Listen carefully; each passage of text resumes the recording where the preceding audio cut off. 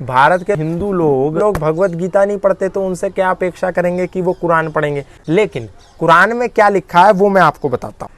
बहुत सारे सेकुलर लोग, बहुत सारे हिंदू लोग ये सवाल उठाते हैं कि जो कट्टर हिंदू या जो समर्पित हिंदू इस बात को कहते हैं कि कुरान में ये लिखा है, कुरान में हिंदू हत्या का प्रावधान है, कुरान में हिंदुओं को मारने की बात कही है, ये सब गलत है। ये सब कट्टर हिंदुओं ने अपने आप इस्लाम को और कुरान को बदनाम करने की साजिश की है। तो मैं पवित्र कुरान से आपको पढ़ के बता देता हूँ कि कहाँ पर हिंदुओं के बारे में क्या लिखा है।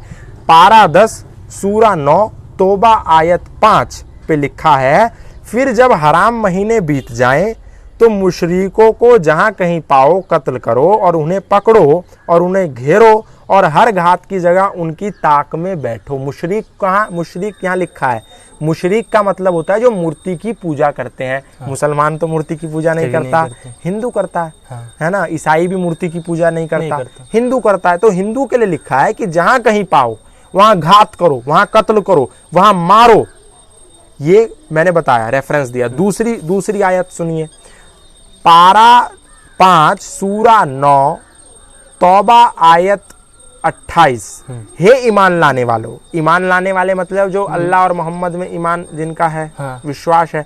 मुशरिक तो अपवित्र हैं, ये मूर्ति पूजक, ये जो हिंदू सनातन को मानने वाले हैं ये अपवित्र हैं।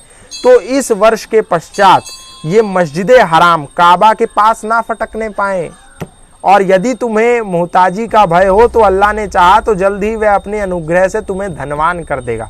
मतलब ये काबा के पास ना फटक पाए। क्यों? क्योंकि ये अपवित्र हैं। कौन? हिंदू अपवित्र हैं। हमारे सनातन धर्म में तो कहीं नहीं लिखा है ऐसा कि मुसलमान ना फटक पाए, क्योंकि सनातन तो प्राचीन से प्राचीन है, सदा से चला आया। उस समय मुसलमान कहाँ था? ये सब मुसलमान वही तो हैं जो सनातन थे पहले, बाद में मुसलमान हुए। 1400 साल के पुराने इतिहास में जाओ, कोई मुसलमान नहीं था।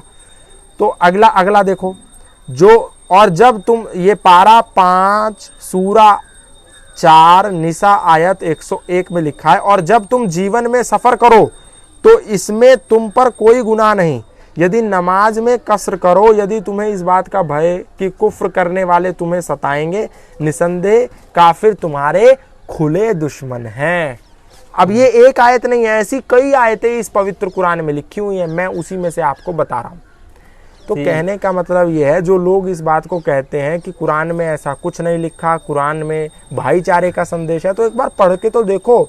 और मैं एक बात और बताना चाहता हूँ कि ये जितनी कुरान है, लगभग 24-25 ऐसी कुरान की आयतें हैं, उनको बैन भी किया गया है। उनको कहा है कि ये समाज के लिए ठीक नहीं है।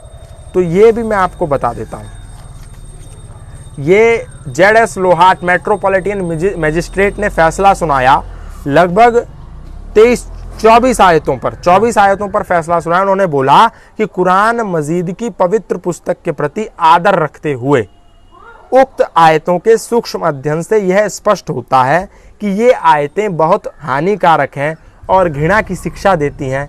इनसे एक तरफ मुसलमानों और दूसरी ओर देश के शेष समुदायों के बीच मतभेद पैदा होने की संभावना है।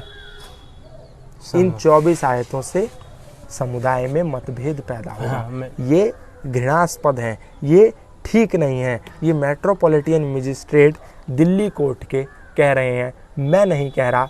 लेकिन मैं फिर भी अपने हिंदू भाइयों और सबसे कहूँगा कि पवित्र कुरान को ज़रूर पढ़ें, तब आपको पता चलेगा कि कुरान में क्या लिखा है, क्या नहीं लिखा है। हम लोग आपको बेवकूफ़ नहीं बना रहे, हम लोग आपको पागल नहीं बना रहे। आप पढ़ लो और जान लो, खुद मेलोडी खाओ, खुद जान जाओ कितनी मीठी है कितनी नहीं है, पता चल जाएगा।